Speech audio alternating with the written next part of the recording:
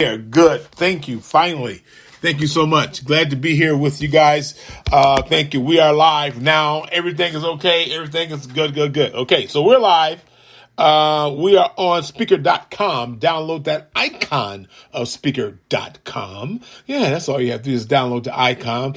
And you can get us. Just go to speaker.com and then in the search bar, type in Mortgage Talk 1, that's the number one symbol, and you'll get us on speaker.com. We also are live on Spotify, Google, Podcast Addict, Podchaser. We're live right now. iHeartRadio. We're on there right now. Had a difficult time in our system connecting. And these things can happen. We also are on one of our favorite directories, Blog Talk Radio. Man, that's where we started from, Blog Talk Radio, back in 2012. Was it June the 12th, 2012. We started with Blog Talk Radio with Mortgage Talk coming from WYCA Radio, a Crawford broadcasting company, where we came from to do podcasting. And podcasting was slightly new, man. And we came in to do podcasting. And we started with Blog Talk Radio. So you can get us just by going to blogtalkradio.com/Mortgage Talk 1, the number one symbol, and you'll get us on Blog Talk Radio right now. So we did have some little tough times last week with Blog Talk. 2 weeks ago, we were unable to connect, and we wanted to get that together. And so that's why we prolonged last week's show, because we could not connect, and we tried it earlier. And so we said, no. We want to have all of our social media things intact. Now, of course, we're not live the way you can see me on Facebook, as I promised. We will be next week. Everything should be back intact again the way we are. So we're still limping a little bit. But don't worry, we'll be back on for the second time, and throughout our broadcasting, you're going to get a chance to hear us radio style or podcasting style, and you also get a chance to see us on social media. Isn't that something? Isn't that beautiful? So you get a chance to see me and see me talking all the wonderful good stuff. I don't know how good that's going to be for you guys, but right now I got my pajama top on, so you can't see me. So when I'm on the show live, I cannot wear my pajama top. So I love it like this. I'm so comfortable. But we got to do things right. We got to get our listening audience base up. Every show has technical difficulties. Every show has it. I don't care who you are, how great you are, what a great format you have. Everybody has technical difficulty. It is the challenge of the technical difficulty and the host of how you handle it and be able to come back to continue your show. That's what that's all about. And so we've been podcasting for a long time. Not too long, but long enough, since 2012. So we should be a little bit more perfection in some of the things that we're doing. We are there to a certain extent, but we're getting there. Okay. We're getting there. Now, today's topic is talking about FHA and VA. Some people like to say FHA versus VA. The topic is to talk about a loan program that is available for you through the federal government. That is a loan program that is available for you through the federal government. Of course, VA is for veterans and veterans' spouse. It even extends to the children of the veteran, especially if that veteran has passed away and died. That benefit is still given to the family of the veterans. Now, FHA is a federal program offered to citizens of the United States. It's a program that is aimed for and to help people, because this program is under HUD. And the guidelines written by FHA and governed by FHA under HUD. The program is designed to help people obtain homes that don't have a lot of money. Because on a conventional loan, you're going to need at least 20% down of the purchase price to purchase the home. In this process, when a person pays less than 20% down, then another institute of protection or another security blanket of protection is called insurance. And this insurance protects the loan in case you default. Principal Mortgage Insurance, PMI. It is money that comes out of your premium once you've been approved for the loan and you sign off on the loan. It comes out of that and that money stores up. Okay? And if you default, then that insurance policy, that PMI, that insurance policy is instituted to help protect the lender. Okay? So I'm not going to give you a crash course of it because it's like I'm pulling from my own brain, but I want to read off the reel because Mortgage Talk give you none of its personal opinion, just the facts. And the facts come from Information Center. And so we want to give you what's on the reel, on the rim, on the wheel. The information is on the wheel. We want to give it to you and not try to pull from our own knowledge of knowing, even though we are very much aware. I have done loans for over 21 years under the residential market. Currently, I am an insurance broker and a commercial mortgage broker and studying back to do residential. So I'll be returning to do residential loans. In order to do Mortgage Talk, we have to stay in tune with what's going on out here in the industry now under mortgage. So that prepares us to be able to do Mortgage Talk. And that keeps us fresh and keep the information, the updated information, fresh to us to share it with you. So we are not talking about old school things, but are talking about current programs and current things because things changes and get developed. And so we want to be able to stay in tune with that with you so you'll know about it. As you know, interest rate has gone up. Now, I'm going to look up some rates today and share some of them with you. But as we know, interest rate has gone up. The last I looked was Thursday, and for a 30-year mortgage, it was at 6.39 on a conventional loan level. Now, rates change 3 times a day because it's based off the stock market. So what the market closed with today, that's what that rate is, and we'll ride to until Monday when the market opens up, okay? Now, you can lock in a rate, and you can lock in a rate for 30 days. And people normally locks in a rate because of the unpredictable fluctuation of the rate. And they say, oh my God, I don't think the rate's going to get lower than that. So they lock it in.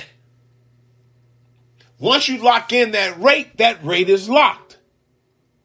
If you unlock the rate, in which you can choose to unlock the rate, you can unlock the rate and whatever that going rate is from what you unlock the rate to, that's what you would get. Now, you can say, unlock this rate. And you set that at 245. So they unlocked the rate at 245, and you had locked the rate in at 6.39. 3.9, and you said unlock it because the rate came to, let's say, 6.15. But in 15 minutes later, right before the market closes at 3, the rate went up. And it went up to 6.75.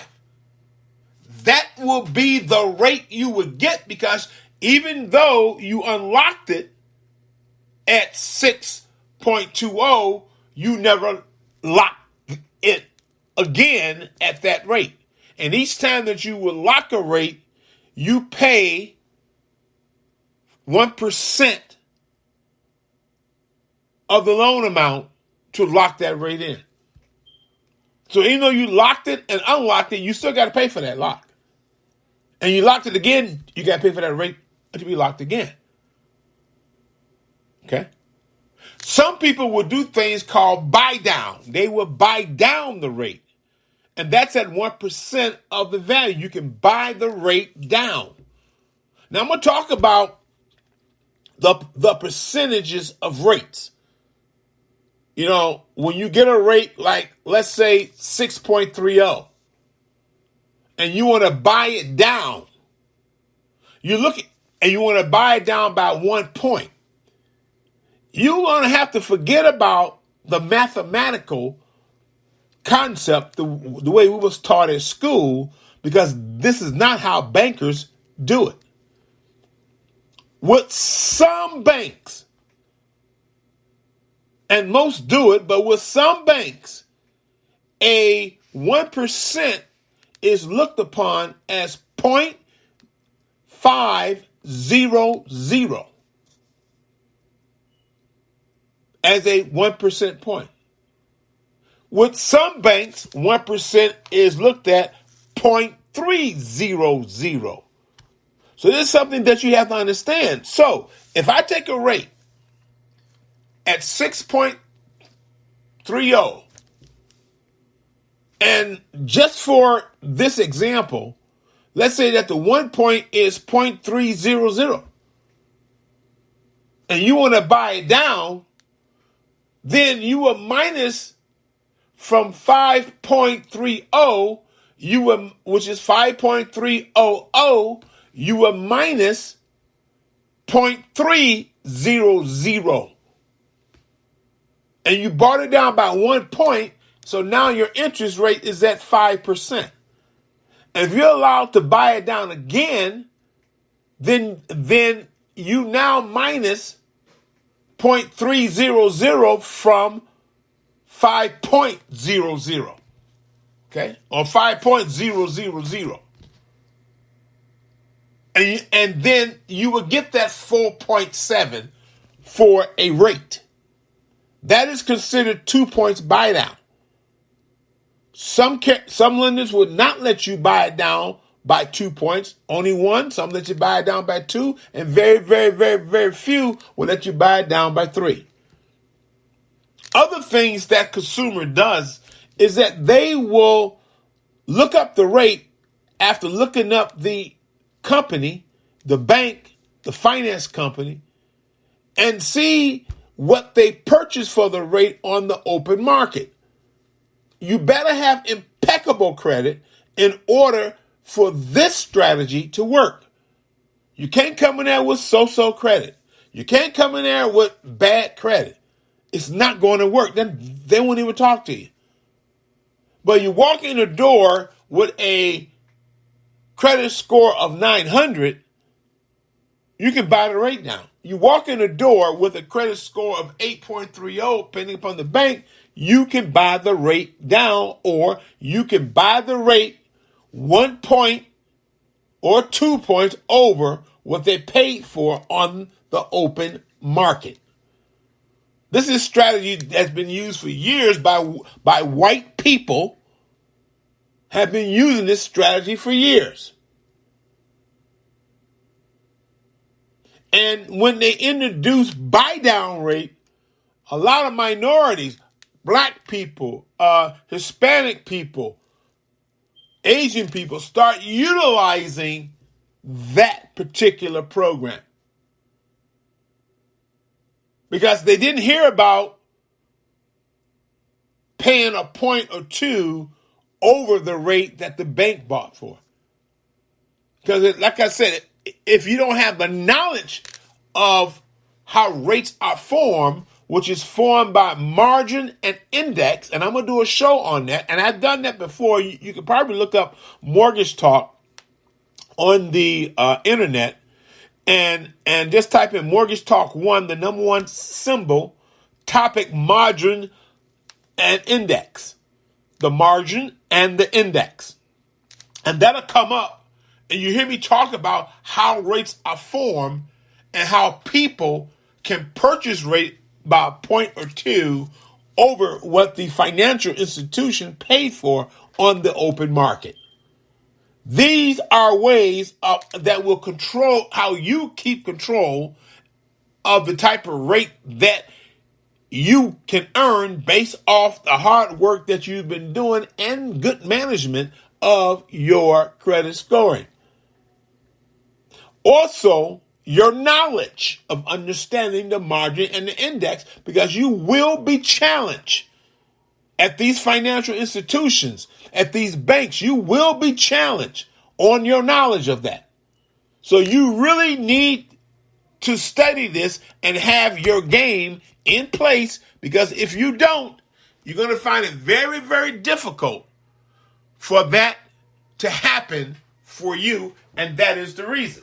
So, now I say all that to say this, to give you the different types of strategies, opportunities, if you want to look at it that way, of how you can control the type of rate that you have, because you control your credit scoring.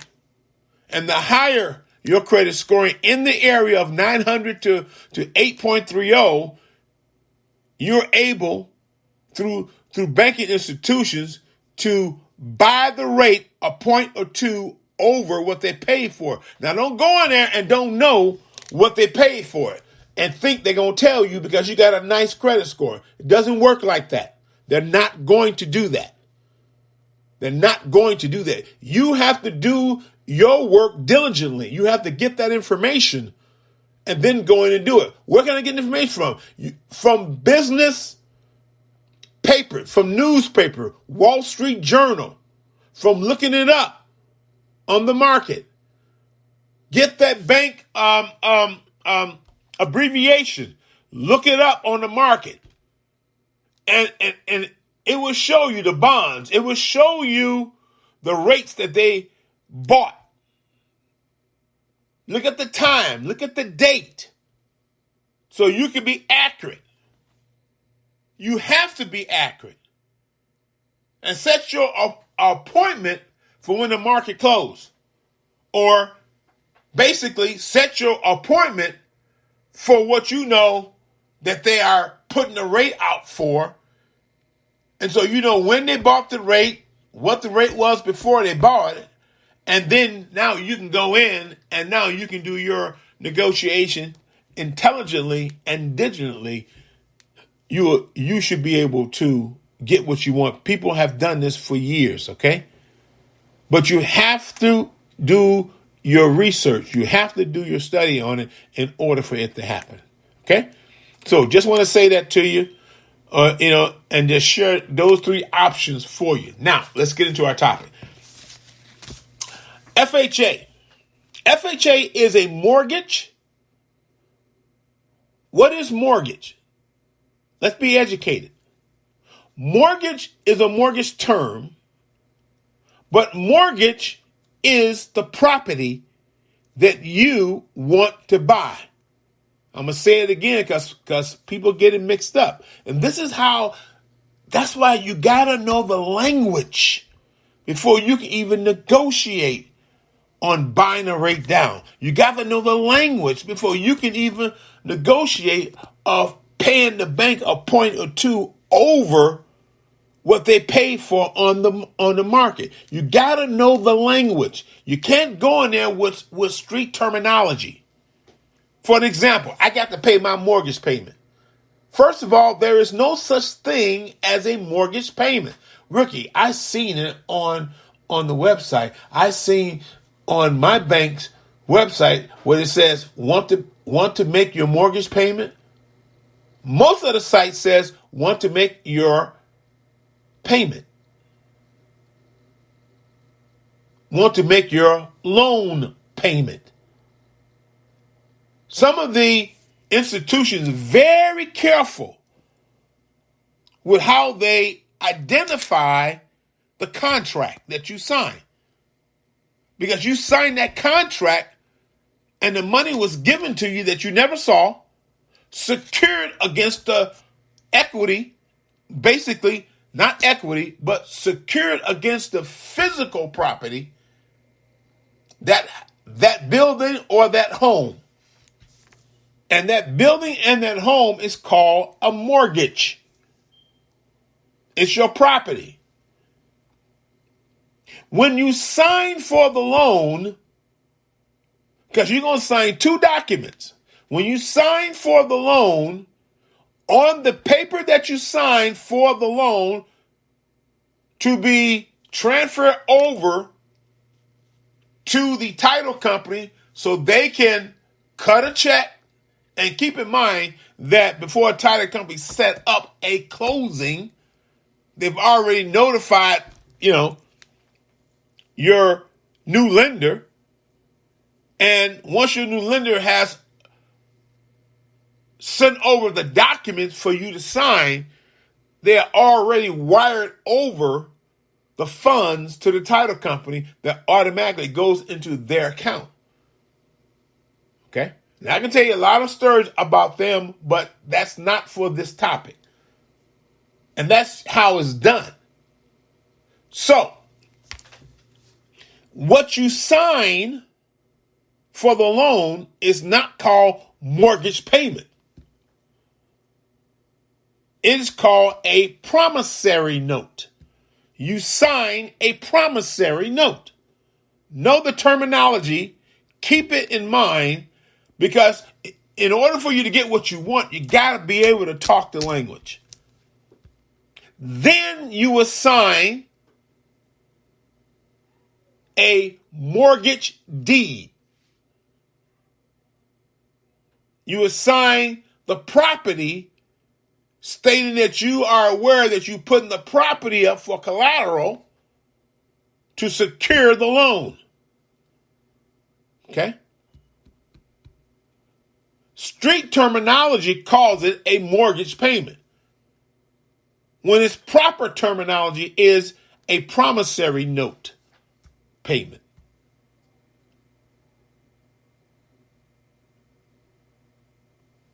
Okay? So, let's get into FHA. FHA loan is a mortgage that backed by the Federal Housing Administration. So that mortgage deed is backed by the Federal Housing Administration. Actually, that loan is backed by the Federal Housing Administration. They're kind of like your cosigner.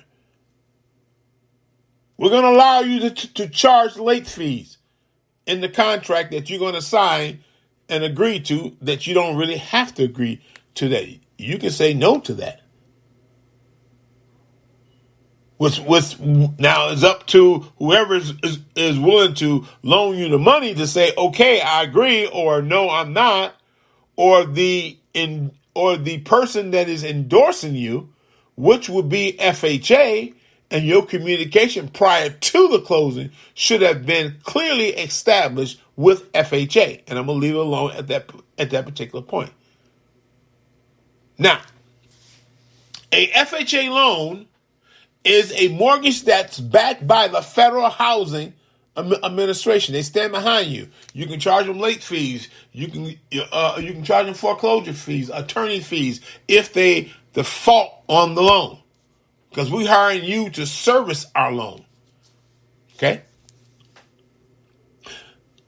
So FHA is backed by the Federal Housing Administration, and that's an abbreviation for FHA, and is designed for borrowers with lower down payment and poor credit. A VA loan is a loan backed by the Department of Veterans Affairs that allow a U.S. service member, as well as veterans or their surviving spouse, to purchase a home with no money down. Okay? With no money down. So,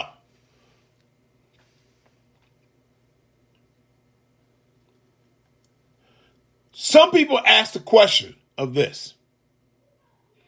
When they ask a question, they want to know what is the difference between FHA and VA loans, okay?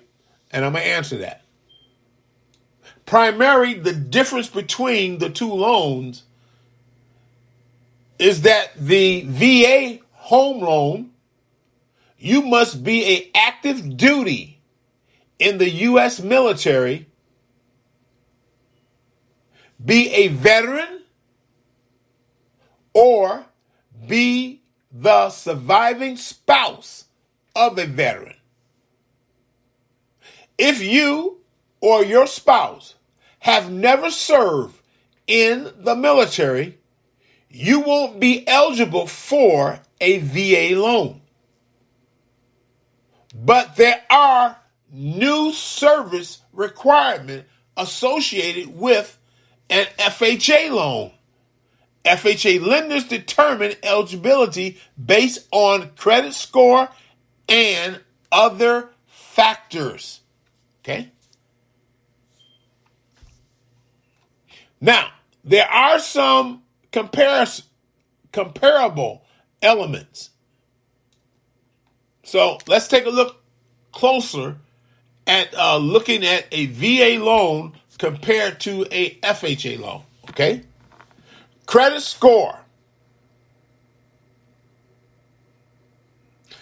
Credit score. If and when a FHA loan or a lender will require a credit score of 580 or higher, but if you can put 10% or more on your home as a down payment, you can qualify with a score of 500 with some lenders, not all.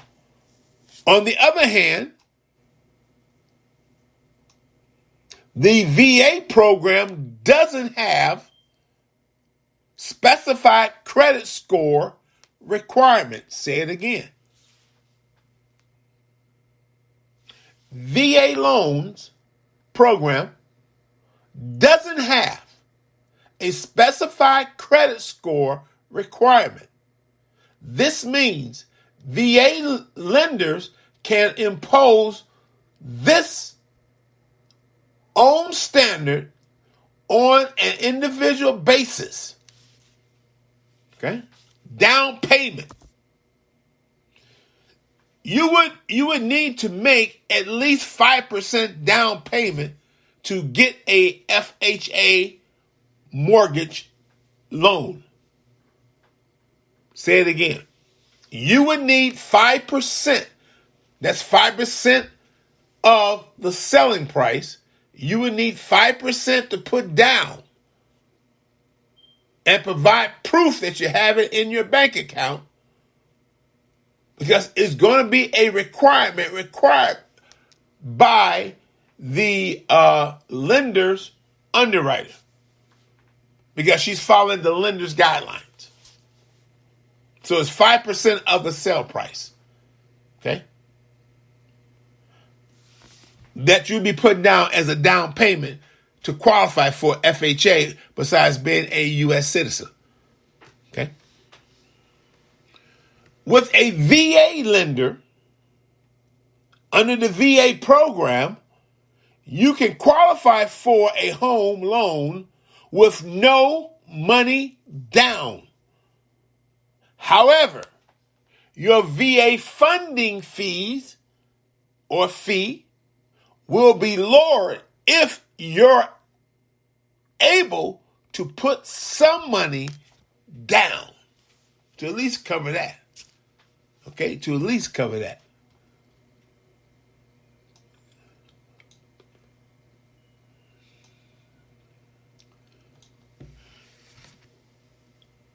Interest rate.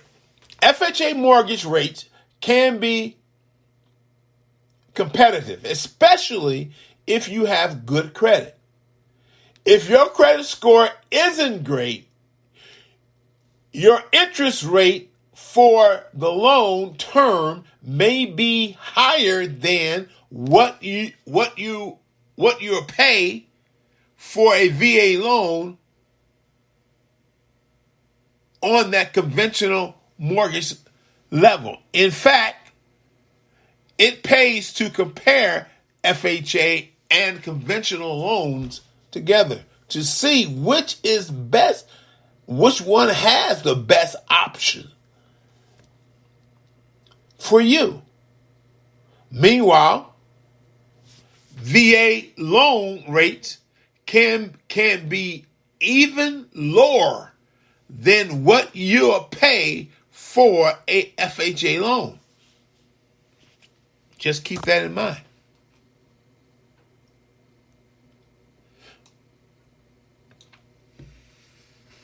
When a person uses a FHA loan, the FHA loan can be used to buy a property with up to 4 units, but at least 1 unit must be owner occupied. This means you means the borrower must use at least 1 unit of the home as your primary residence. VA mortgages can be used to buy a home with up to 5 units. If you're buying on your loan or you buying the loan up to 7 units with a joint borrower like FHA loans, at least 1 unit must be owner occupied. Now, standard loan limits. In the most part of the country, a standard loan limit a standard loan limit for FHA borrowers is $336,362. That is FHA's standard maximum loan amount. In higher cost parts of the country, the loan limit is $822,375. And that is a VA loan with similar, in most of the country, the standard limit is $548,250 in total loan amount that you can get from FHA. Okay?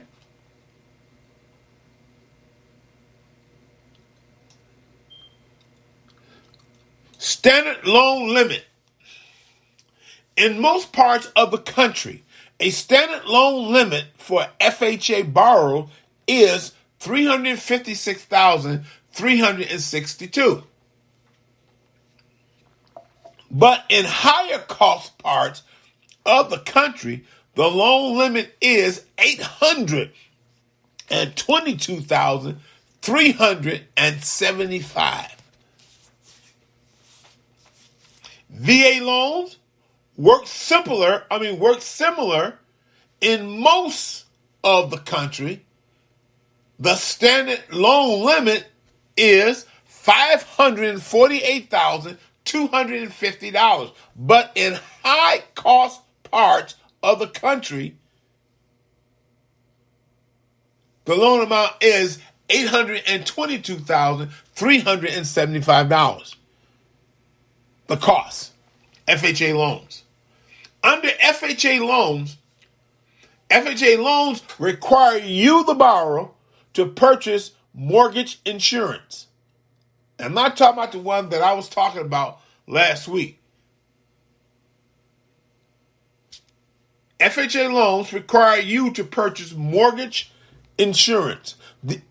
In the amount of the mortgage insurance you'll pay will depend on your loan amount and the amount of money put down on the property. You'll automatically pay an upfront premium of 1.75%. Put a monthly premium on top of your home loan monthly payment. Those monthly premium ranges from 0.45% to 1.05% of your loan amount. That's where the money is coming from to pay them. With a VA home loan, you'll pay an upfront funding fee. This amount will depend on whether this is your first VA loan and how much of a down payment that you'll make on your new home. First time VA loans applications with no down payments will pay a funding fee equal to 2.35% of your loan. If it's your first application with a 10% down, your fee will be 1.4%.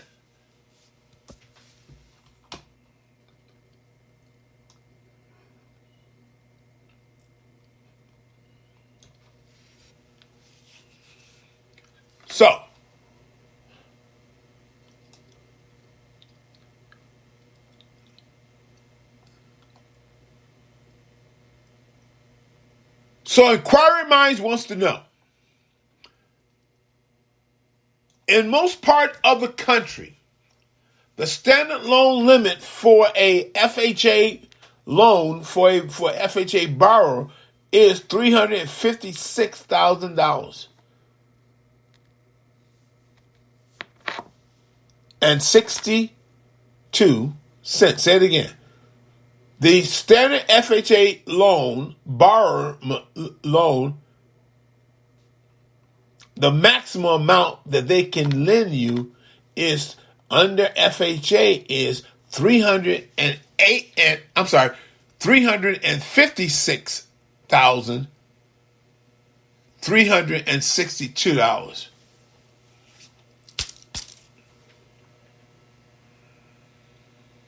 But in high cost part of the country, the loan limit is $822,375.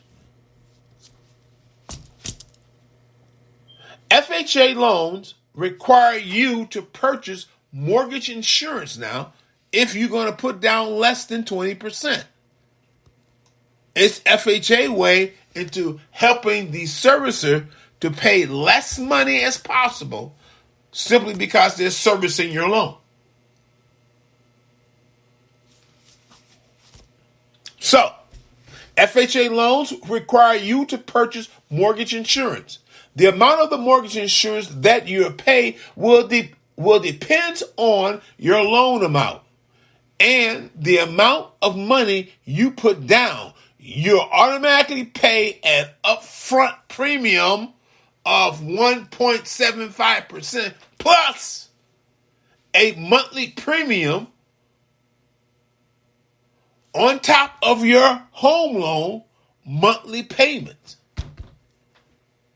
With a VA loan, you'll pay an upfront funding fee. This amount will depend on whether this is your first VA loan and how much of a down payment you're making on your home. The first time VA loans application with no down payment will pay a funding fee equal to 2.3%. If your first application with a 10% payment, your fee will be 1.4%. If it's your second VA loan, okay, that you're applying for, if this is your second VA loan, the applicant, you pay a funding fee of 3.6% if you're not making down payments, but if you're putting money, the fee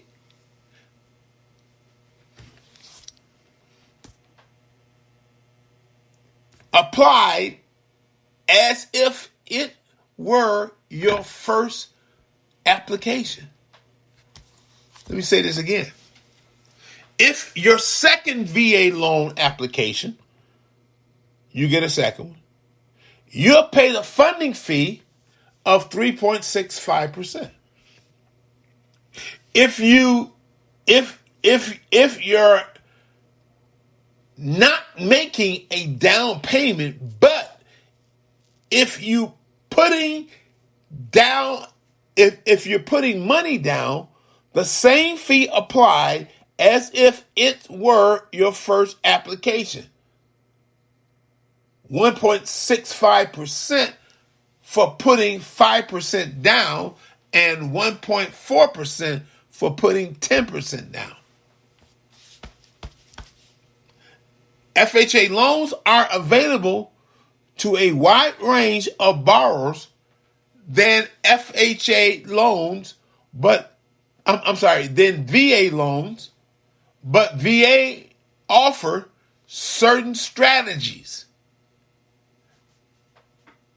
Say it again. FHA loans are available to a wider range of borrowers than VA loans. It's a more popular program. But VA loans offer certain advantages, like the option to put no money down is one advantage that VA loan offers you.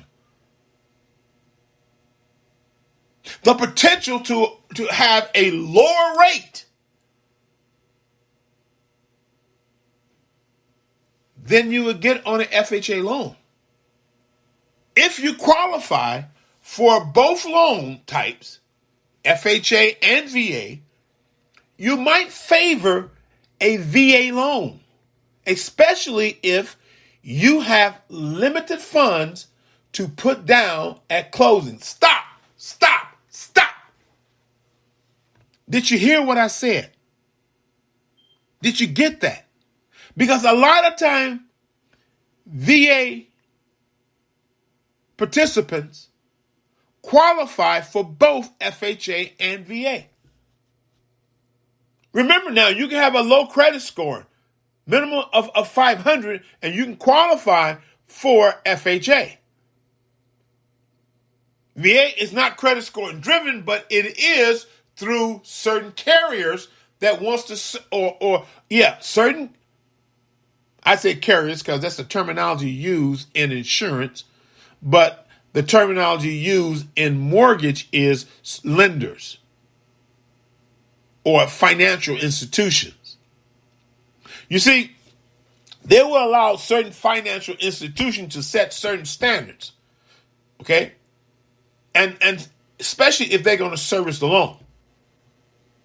If they're going to provide the money that's going to be guaranteed and service the loan with the right to sell off the servicing right if they wish to do so, they can say, we only want loans in our portfolio at 6%. You at 5.1 or 5.10 or whatever, you're less than that 6.0, then through that particular lender, you may not qualify. That does not mean that you didn't qualify for the FHA loan. That does not mean that you didn't qualify for that VA loan. You can go to another lender and apply. But understand this. If you're doing FHA, go on their website, because on their website, they have a list of many lenders that have signed up, have taken the training that they offer, and is certified to work with you. And there's plenty to choose from. And you can get information off a brief qualification call to find out, is your credit score going to meet? Now, here's the difference between buying a car and qualifying. Now, of course, you know, they have what they call a soft pull, okay, where it don't show up as a inquiry on your credit. But with a lot of lenders, they don't want to do soft pull. Some will, some won't. So even if it's not a soft pull, at least narrow down between 2 to 3 lenders, because before your score can get dinged because of the inquiry, when you purchase a home, usually you can go up to 3 to 5 times before you hit a ding. Okay? With a car, you go to the second dealership and they pull your credit, you got a ding. That means that your score dropped because of the inquiry. And here's why it drops in the automobile industry. Because when you go to them, they'll pull your credit and send it to 5, 6, or 7 lenders, financial institutions, and they will pull your credit. That's what caused you to have a ding, because they're trying to get you approved at your expense. This is why you should get your own financing. Now, talking about cars is a whole different ballgame, but I just want to give you a comfort zone to know that if you go to lender 1 and it pulls your credit, you're not going to get a ding. Because you went to lender 2, you're not going to get a ding. Okay?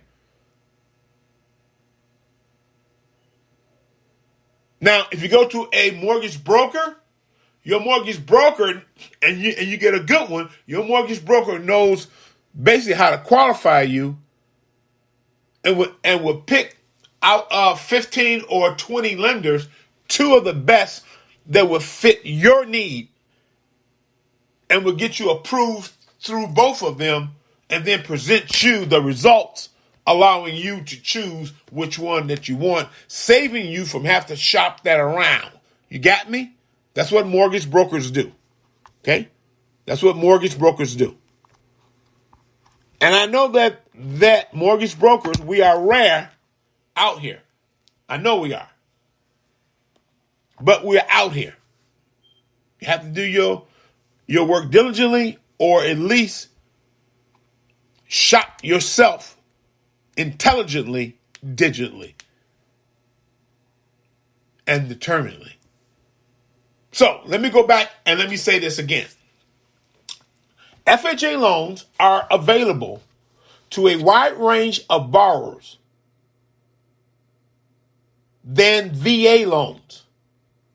It's easier to qualify for an FHA loan than it is for a VA loan if you are a candidate and fit the category to qualify for a VA loan. But VA loans offer certain advantages that FHA loans do not. For example, the option to put no money down. That's not in an FHA loan. And the potential to have a lower rate. VA will offer you a lower rate than FHA, and FHA will offer you a lower rate than the standard conventional loan. Okay? Got to move on. If you qualify for both of these type of loan programs, you might favor VA loans, especially if you have limited funds to put down at closing. Ultimately, your best bet is to look carefully at both loan types before making your decision. If you need more help, listen.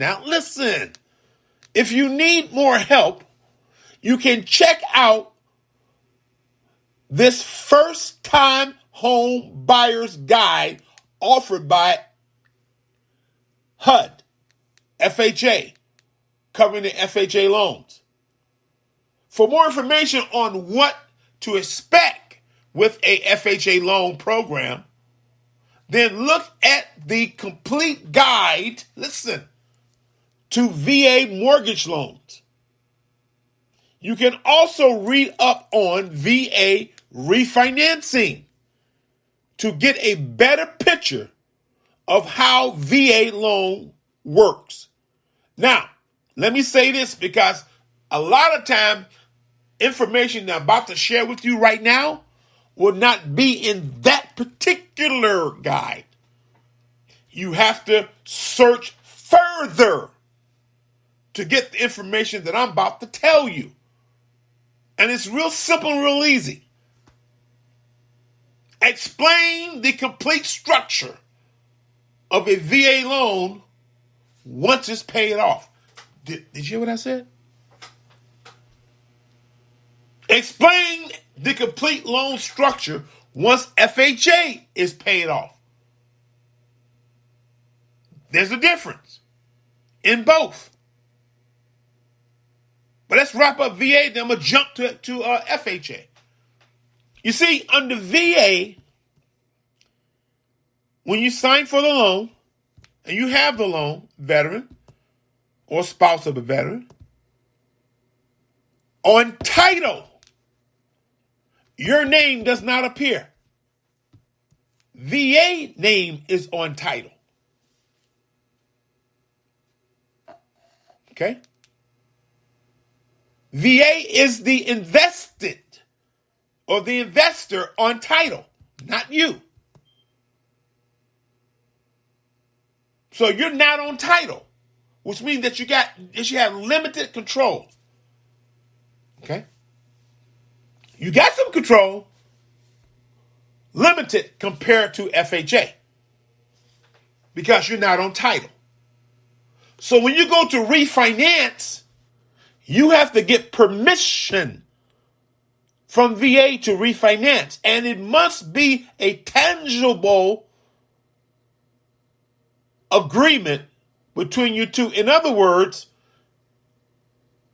it must make sense. You're doing a refinance to do what? Because rates have dropped and you lower the rate. You're going to have very difficult time trying to get VA to let you refinance to pull cash out and get a higher rate. Now, different circumstances does come about. But the fact is, you will have to get approved in order for that. Either two scenarios to come true. Because you're not the invested interest on title. Once you paid for a VA loan, they will send you the documents. And this is where a lot of my people, my people, fail to comply. They'll send you the documents and because they don't understand what to do with it. And they listen to people who don't know what they're talking about, because they're giving them 90% of other people's bullshit, 5% of their own bullshit, with 5% facts. And it's just totally confusing.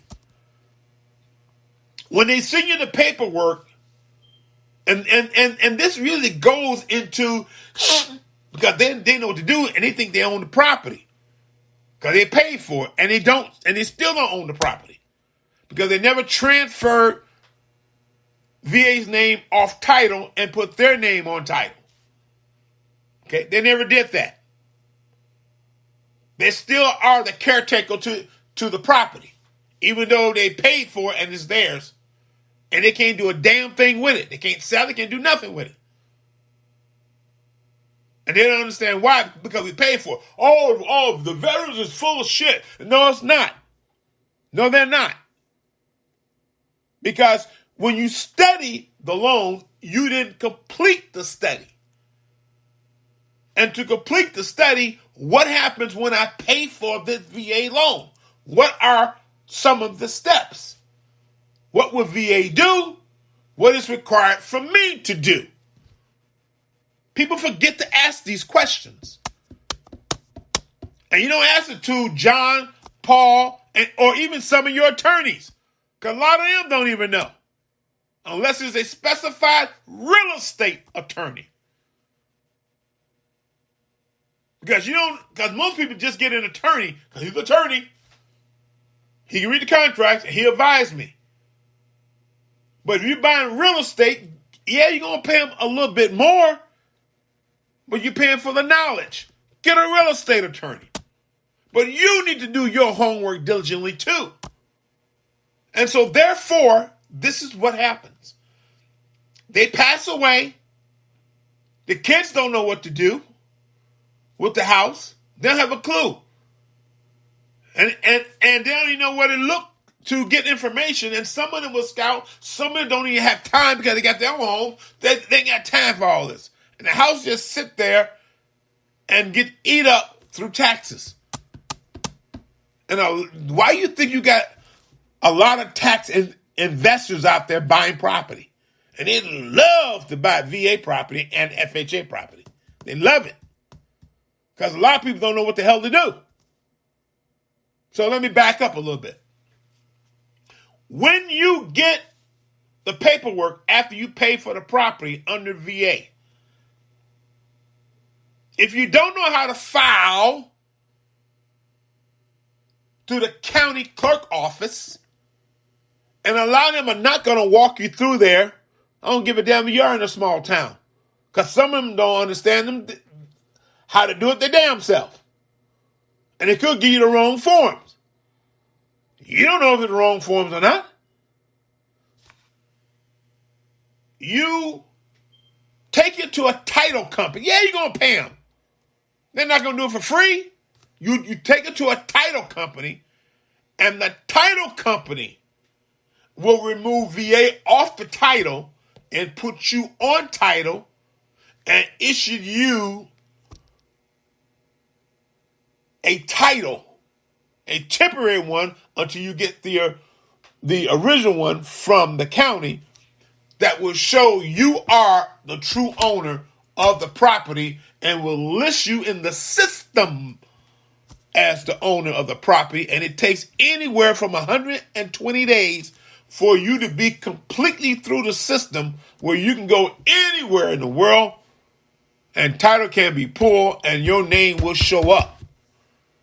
If you try to do this in 30 days, you may be on title in your state, but on title in another state, VA still may show up because it have not completely altered itself through the system. Okay, that's why you need to wait 120 days. Now, flipping to FHA. The difference is that under FHA, you have the invested interest.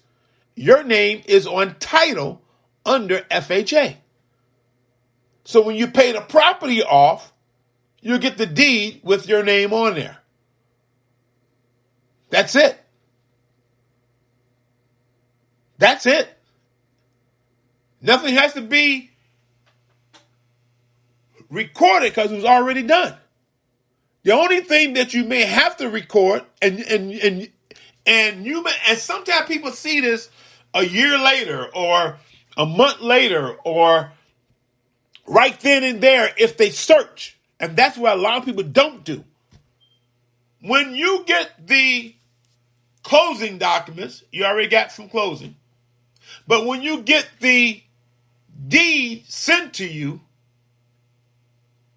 go to a title company and ask for a title search.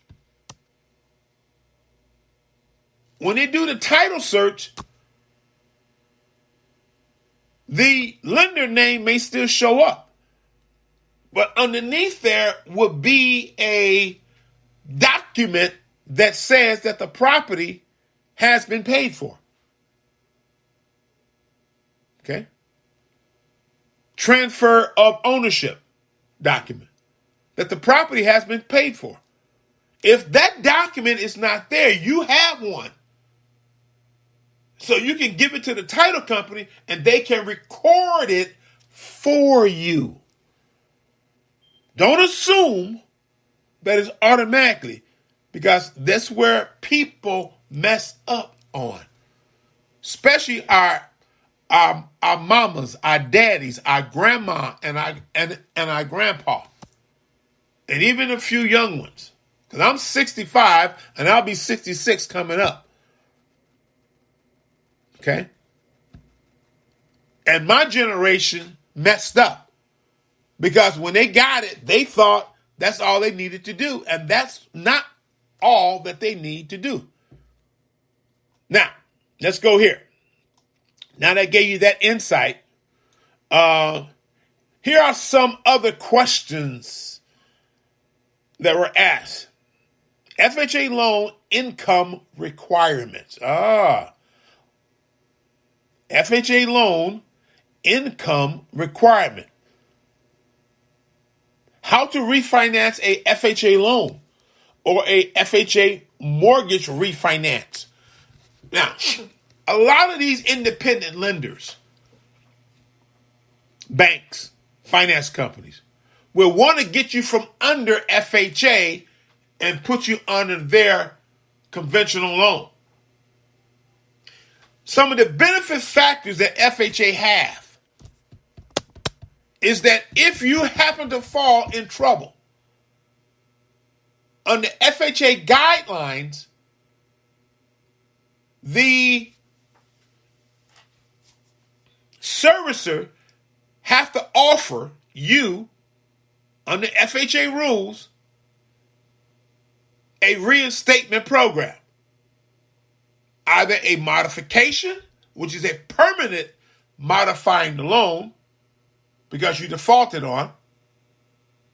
Either the rate will drop by 1/4 point, never go up. Okay? FHA will not put you on a higher point. Unlike conventional may do if you fall into foreclosure. FHA may drop it by 1/4 point, your rate, or even a full point, or 1.5. Okay? But they have to offer you a workout program. These are how the programs work. Keep in mind, conventional loans take pages from FHA. FHA set the guideline throughout the industry. They copy FHA guidelines. They just are not forced to implement FHA guidelines the way FHA would do, but they normally copy the FHA guidelines and implement it. Okay? And I give you that. And as I explain this process, you will see the difference of what I'm talking about. FHA guidelines states that, and these are some of the programs, if you fall 3 or 4 months down, you will be put on a workout program, usually a 6-month workout program, where you will make your full monthly payment and the 6 months payment combined will be divided by that 6, and you'll make whatever the average of that payment is out, if you can afford to do that.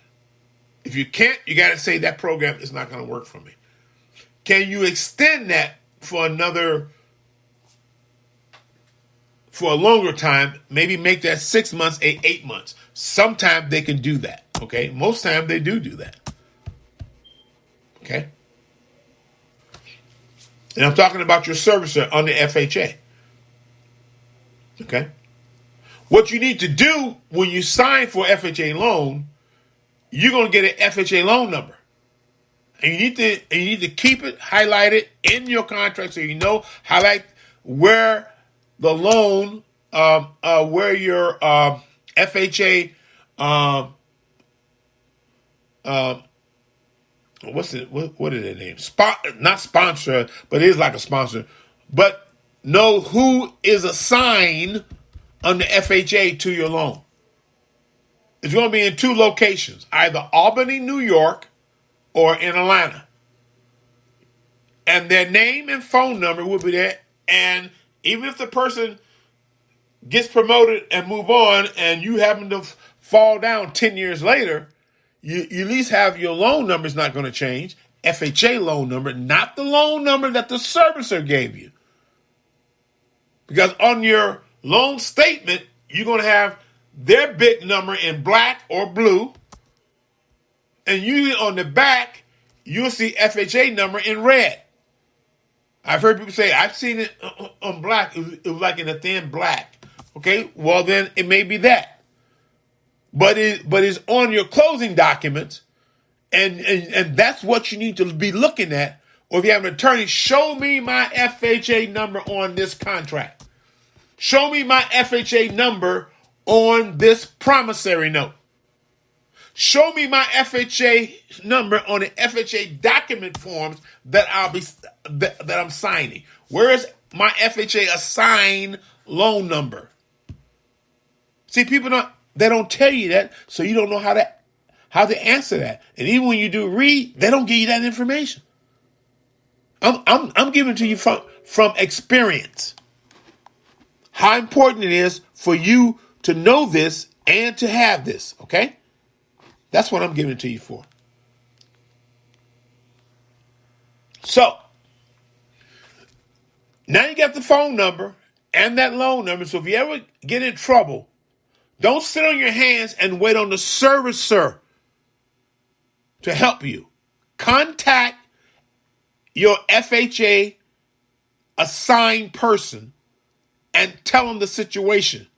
Don't bullshit. And then tell them that you want the house. You want a house? Yes, I want my house.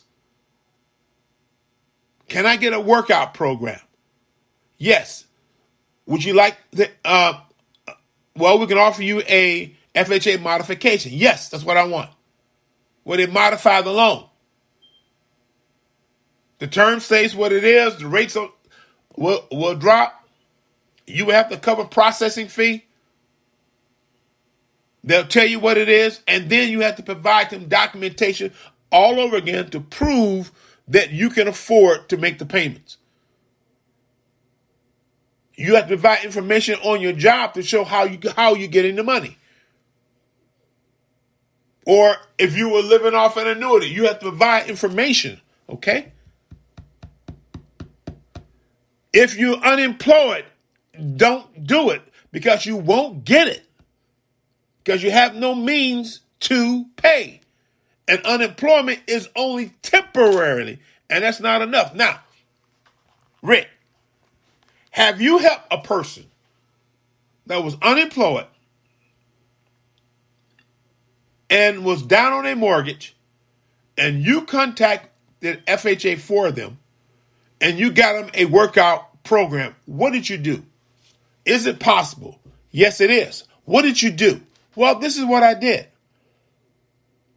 I stated what the person's position was and the reason for the unemployment and the reason why they had to file so it can keep revenues coming in, and provided documentations of their bank statements to show what they had in the bank, what they had in their 401k, what they had in their index universal life policy, cash reserve, because they were becoming their own bank. And this is way before the terminology infinity banking came out, because infinity banking is only based off of a whole life policy, period. Okay? So, then if the position that they have was a certified position, I provided the certification. If any additional training like college training, I provide a copy of the bachelor's degree. I describe them and their family.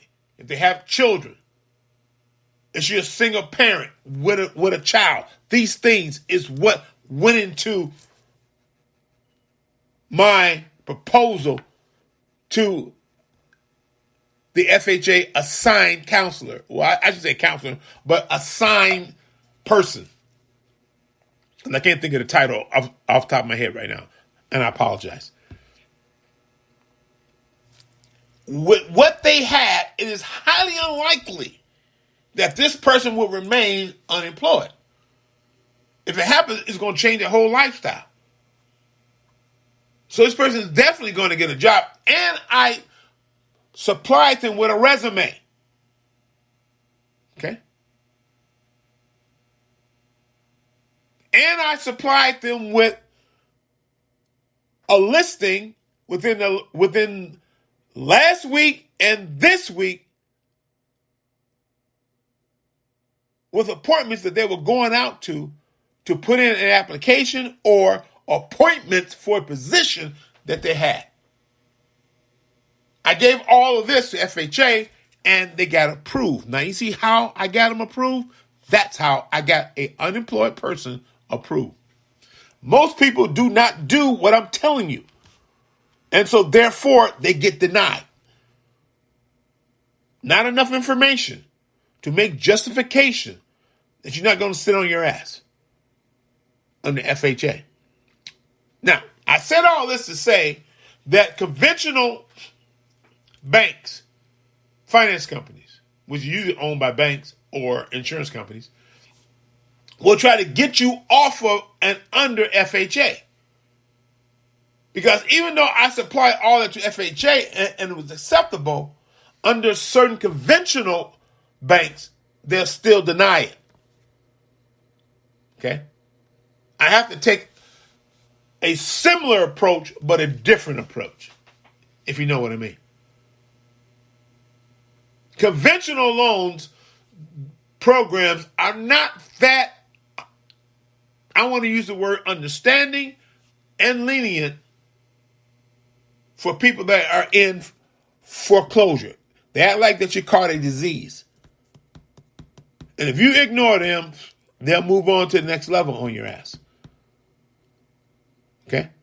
Just to let you know.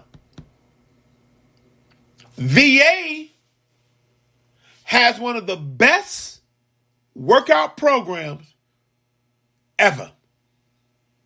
I'm going to say it again. VA has one of the best workout programs ever.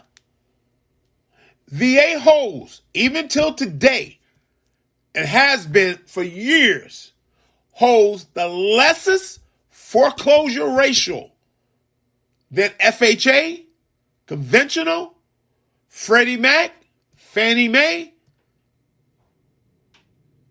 subprime loans. They hold the lowest foreclosure ratio and holds the number one best workout, how they help their people out of foreclosure. VA. All of these things should be in a consideration factor when you are considering which one to go for. Okay? In refinancing, and you go to a conventional loan bank that offers FHA, They'll try to get you to do a refinancing under conventional or Freddie Mac or Fannie Mae because they follow conventional more so than FHA and VA. Okay? Most conventional loan places have a better control. Okay? That's why they want to get you over there. Because if they got a default, they hurry and get you out of there and get, let's get the house on sale. Let's get it out of here quickly. That's the difference. So if you're on the FHA, you want to refinance on the FHA. And let the ticket taker loan officers try to talk you out of it. Okay? Some of them are nothing but liars. Don't let them try to talk you out of it. That's why I call them ticket takers, because once you ask them questions about the loan, hold on, let me get back with you. I got let me ask my manager, and I'll get back with you on that, okay? Because they're not trained the way that we used to be trained back in the 70s and the 80s and the 90s. They're not trained like that no more. They're given limited information. Their supervisor only wants them to do limited work. If you get something on your title because you're trying to refinance, they don't have a clue of how to get a release to that lien that's on your title that you already paid for. But you don't know what you did with your lien release. They don't have a clue of how to go about and get another one. If you have an IRS lien and IRS send you a letter saying that they have released you of that lien, but yet you lost the letter, and yet it was never taken off your credit, you're going to go through a hard time, and time is going to go against you while you're waiting to try to get a duplicate from IRS. And the ticket taker don't know how to clue to go about to expedite this as quickly as possible and bring about that result. Because they're not trained on how to do that no more. That's why they're ticket takers. Okay? Old vet like me know how to do it. Vets like me know how to do it and get the results back quickly. We know how to do it. Now you got the insights. Naturally, if you're VA, you're going to want to refinance on the VA. Yeah, have people try to refinance from VA on VA. Will that work? No, that does not work. That does not. Well, yeah, it can work because they can pay off VA. And now you got another lender, technically, because now you got to wait for those forms to be sent to you and then get those forms recorded, even though you got a temporary new lender, and then those forms will be sent up to a new lender. That's what your title company will do for you, not you. So you'll sign a authorization giving them permission to speak on your behalf to VA and get VA to send them the documents, and then they take the documents, record the documents in your name, and then switch the documents over by placing the new lien on the documents, putting the lender's name on the document, and the lender being in first position, and then send those documents to the lender. So now the lender can repossess the property if you default. So yeah, that you can refinance from VA. Same thing with FHA, okay? Same thing with Freddie Mac and Fannie Mae. Okay? So just want to share that with you. All right. Now,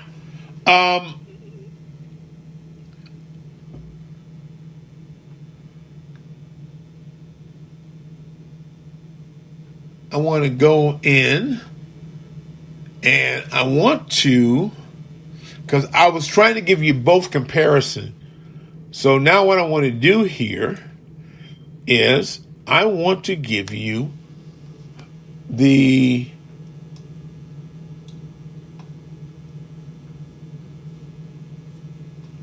let's go under the cost of a VA loan. Okay. A VA loan, you pay an upfront fee. Now, I know I mentioned this slightly earlier, but I just want to recap. This amount will depend on whether this is your first time VA loan and how much of the down payment you're making on your home. Now remember, VA, you can get it with no money down, or you can put some money down. Those are your options. First-time VA loan applicants with no down payment, listen, will pay a funding fee equal to 2.3% of your loan. If it's your first application with a 10% down payment, your fee will be 1.4%. Did you hear what I said? I'm going to say it again. Follow me carefully. Under VA loans, the upfront funding fees that you will have to pay, this amount will depend on whether this is your first time applying for a VA loan and how much of a down payment, or if any, you're making on your home. First-time VA homeowners or first-time VA person applying for a VA loan applicant with no money down,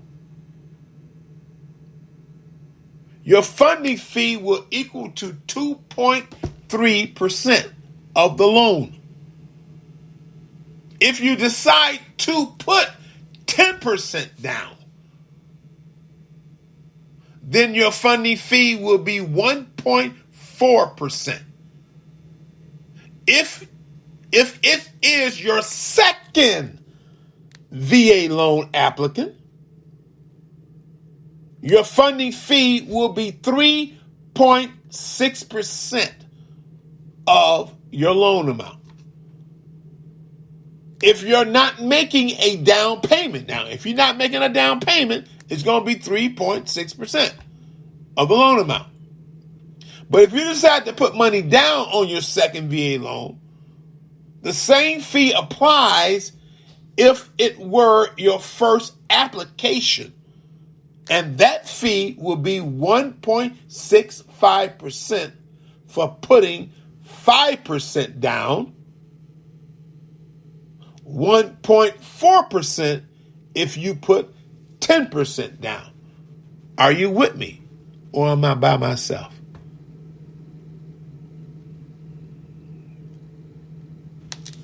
FHA loans are available to a wide range of borrowers than VA loans are. I said that earlier. So I want to give you the important aspects of a VA loan in comparison with an FHA loan. Both are great and excellent programs if you qualify. Okay? Remember, the properties that you're choosing is under the umbrella of residential property. There are two standards the way property falls. When you look at buildings and stuff like that, it could be commercial or residential. Here are the difference. If you're looking at all single-family homes is under residential. No matter what style the home is, or location, is listed under residential. A 2-flat building is listed under residential. A 3-flat building is listed under residential. A 3-flat building with a storefront is listed under residential. A 2-flat building with a storefront is listed under residential. A 4-unit building A 6-unit building and up is listed under commercial. That's two different monsters. And qualifying is different than residential. There's just a tick similarity, but the qualification structure is different. Here's one example of a different qualification structure under commercial. Did you know, under commercial, you can use the potential rent that you're not even receiving yet.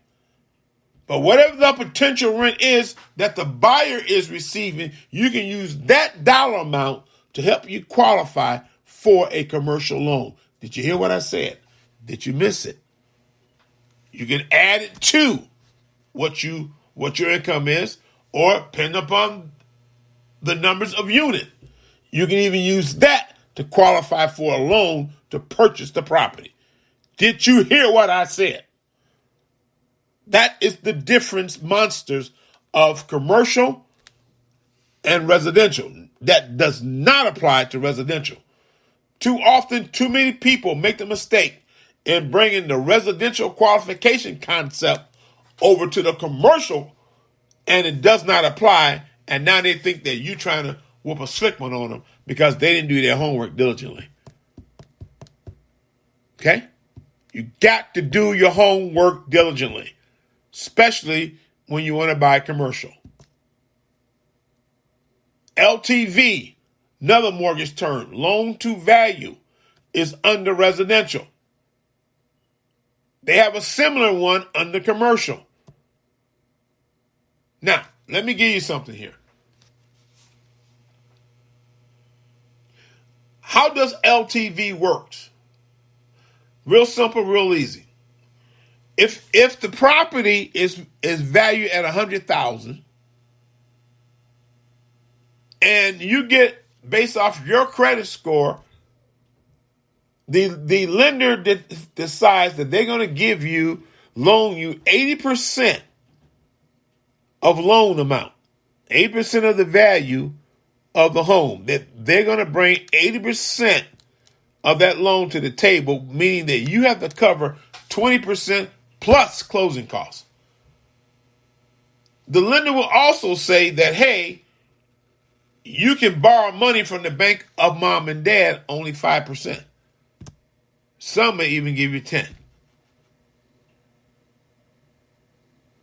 Some may say you can only borrow from the bank of mom and dad 5%.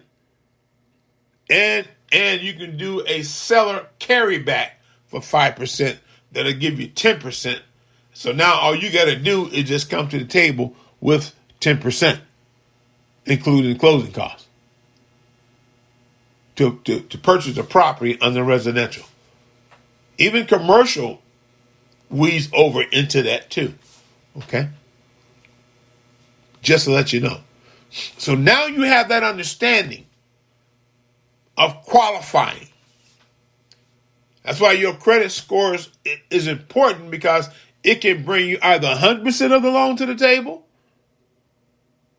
and depending upon the loan program, you can incur, listen, you can incur closing costs with that.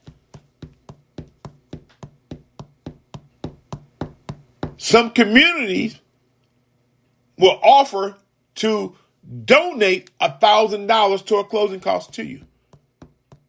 It's still gonna fall upon the percentage category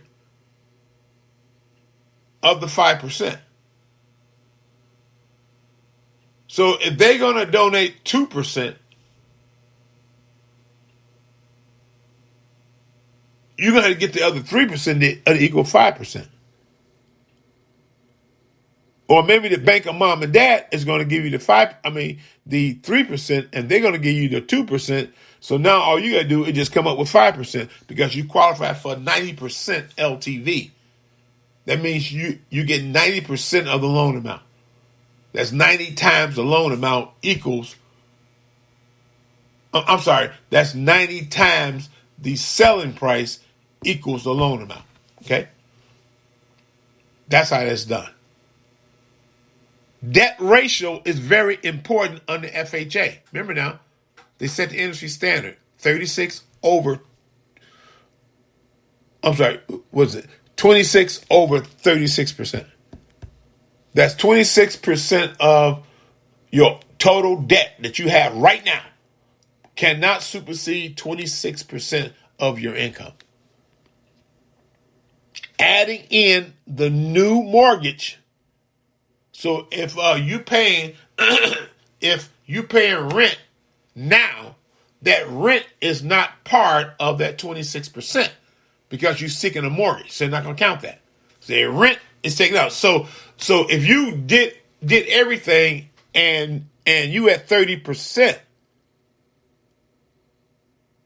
and you checked the figures and found out that you didn't take the rent out of there. You leave the rent out. Okay? You leave the lights out. Okay? If you pay gas in an apartment, you leave that out. Okay?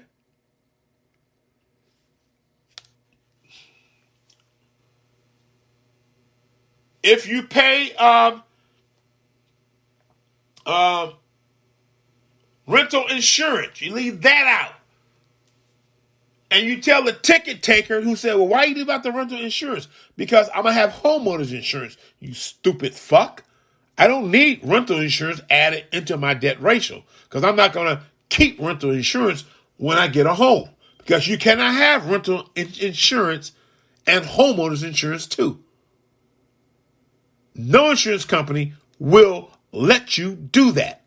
Educating you. That's why you're getting from an insurance agent, an insurance broker, that's me, and you're getting from a mortgage broker, which is me also. So you leave that out. So your figures can equal to 26%. Your income, your credit cards, your car note payment, the insurance that you pay on your car note, all that becomes part of that debt, of your debt ratio. And then you add them all up, divided by your income, your percentage should not supersede 26%. Now, adding in the mortgage, it should not, your bottom figure, now, remember now, is 24, excuse me. Should not supersede 24%, excuse me. Your bottom figure is 36. So it shouldn't supersede 36%. If I have 90 seconds. If I have let's say that I have loan amounts, is that counted in my debt ratio? Yes, loan amounts will be counted in your debt ratio, but what you should do is you should defer them. Okay? All right, guys, that's it for me on Mortgage Talk. I enjoyed being here with you. 60 seconds. I'll see you next week on Mortgage Talk, and have a wonderful, wonderful day or evening. Good night, everybody.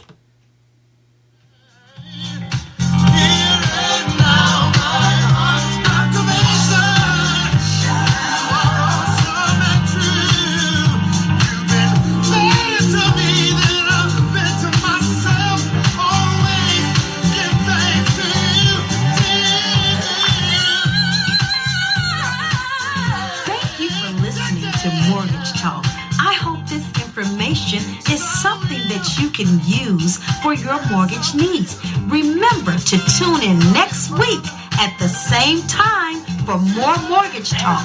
God bless you.